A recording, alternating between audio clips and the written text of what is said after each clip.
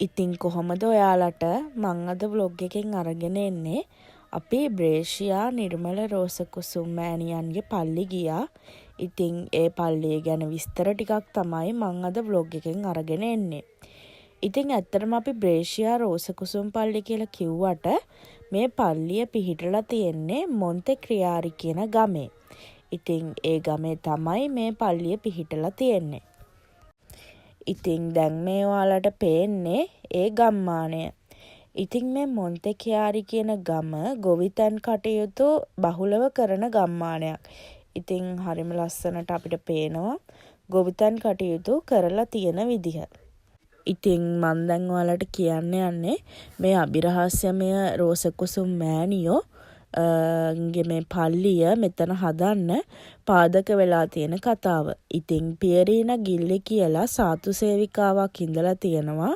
ඉතින් ඇයට මේ රෝසකුසුම් මෑණියන්ව ප්‍රථමයෙන්ම දර්ශනය වෙලා තියෙන 1947 දී. ඉතින් එතකොට මේ නිර්මල රෝසකුසුම් මෑණියෝ දර්ශනය වෙලා තියෙන විදිහ තමයි පපුවේ කිනිසි 3ක් සහිතව තමයි එතුමිය මේ පියරීන ගිල්ලි කියන සාතු සේවිකාවට දර්ශනය වෙලා තියෙන්නේ. ඉතින් දේවමෑණියෝ ඒ දර්ශනය වෙලා මේ සාතු සේවිකාවගෙන් ඉල්ලලා තියෙන්නේ පූජකවරුන් වෙනුවෙන් යාඥා කරන්න කියලා. ඉතින් ගොඩක්ම මේ නිර්මල රෝසකුසුම් මෑණියෝ ඒ කියන්නේ පෙනී සිටින්නේ පූජකවරුන් වෙනුවෙන්. ඉතින් මේ පියරීනට නිර්මල රෝසකුසුම් මෑණියෝ එකපාරක් විතරක් නෙමෙයි දර්ශනය වෙලා තියෙන්නේ, කීප සැරයක්ම දර්ශනය වෙලා තියෙනවා. එතකොට පසු දර්ශනවලදී දැන් ඉස්සල්ලාම දර්ශනය වුණේ කඩු 3ක් පපුව ඇනිලා තිබෙන විදිහටනේ.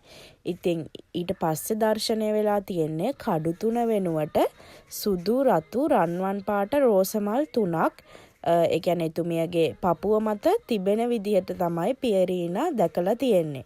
ඉතින් ඒ රෝසමල් 3න් කියවෙන්නේ යාඥාව, පශ්චාත්තාපය, පාපවලට වන්දි ගෙවීම යන වචන තමයි එතුමිය සඳහන් කරලා තියෙන්නේ. ඉතින් ඒ විදිහට තමයි එතුමිය පියරීනට දර්ශනය වෙලා තියෙන්නේ. ඉතින් මේ පියරීනට ඇගේ කුඩා නිවසේදී හා දේවස්ථානයේදී දෙව්මවුන් කිහිප විටක්ම දර්ශනය වෙලා තියෙනවා. එතකොට ඇය දෙව්මවුන්ගෙන් ප්‍රශ්න කරලා තියෙනවා. ඒ කියන්නේ දේවමෑණියෝ කවුද කියන එක. එතකොට දේවමෑණියෝ පියරීනට කියලා තියෙනවා අභිරහස්‍යමය රෝසකුසුම් මෑණියෝ කියලා එතුමියව අමතන්න කියලා. ඉතින් මේ මොන්තෙකියාරි කියන ගම්මානය ළඟම පිහිටලා තියෙනවා ෆොන්තනෙල්ලා කියලා දිය උල්පතක් තියෙන තැනක්. ඉතින් 1966 දී එතුමිය නැවතත් පියරීනට දර්ශනය වෙලා කියලා තියෙනවා ඒ ජල උල්පත ආශිර්වාද කරලා රෝගීන්ට ඒ ජලය බෙදලා දෙන්න කියලා.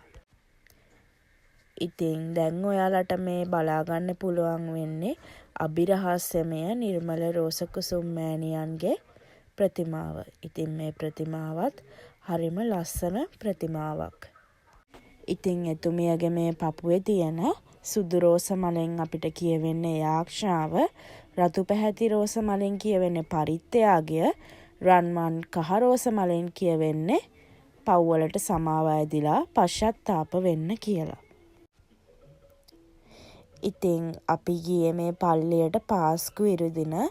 ඉතින් අපිට සිංහල දිව්‍ය පූජාවට සහභාගී වෙන්න අවස්ථාව ලැබුණා. ඉතින් අපි ටිපන්දම් පත්තු කරගෙන එහෙම තමයි එළියේ ඉඳලා ගියේ. ඉතින් අපි සාමාන්‍යයෙන් ආලෙලුයා සෙනසුරාදාට යන්නේ එහෙමනේ.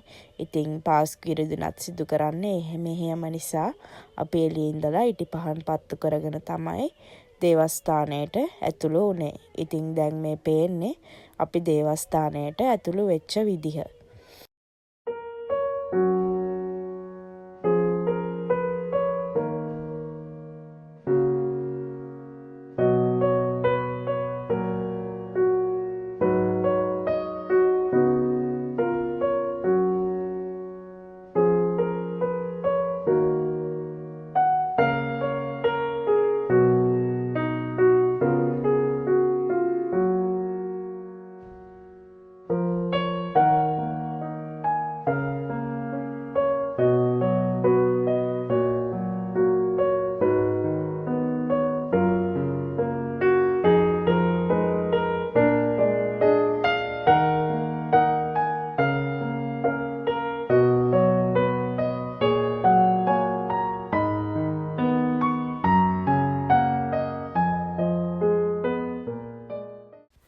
ඉතින් මේ තියෙන්නේ පියරීනට දේවමෑණියෝ දර්ශනය වෙච්ච තවක් තැනත්. ඉතින් මේ තැනට අපි ඒ කියන්නේ මෙතන අපි නගින්න ඕනේ. මේ පඩිපෙළ නගින්නේ දනින්. ඉතින් මේ තියෙන්නේ ආශිර්වාදිත ජලය. ඉතින් අපි ඒ ආශිර්වාදය ලබා ගන්න මේ විදිහට තමයි අපි දේවමෑණියෝ ළඟට ගියේ. ඉතින් ඊළඟට මං දැන් ඔයාලට පෙන්වන්න යන්නේ එතුමිය දර්ශනය වෙච්ච තැන තියෙන ජල උල්පත. ඉතින් මේ තියෙන්නේ මේ ඒ ජල උල්පත.